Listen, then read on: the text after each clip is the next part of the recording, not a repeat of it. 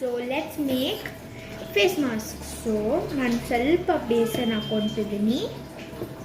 Next haldi, ಮಸ್ಕ್ turmeric haldi ಸ್ವಲ್ಪ ಹಾಕ್ಕೊತಿದ್ದೀನಿ, ಯಾಕಂದರೆ ಜಾಸ್ತಿ ಪಿಂಪಲ್ಸ್ ಬಂದ್ಬಿಡುತ್ತೆ.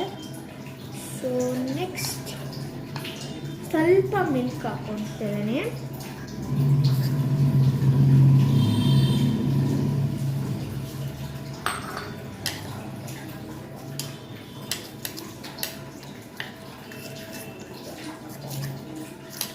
ಮಿಕ್ಸ್ ಮಾಡೋಣ.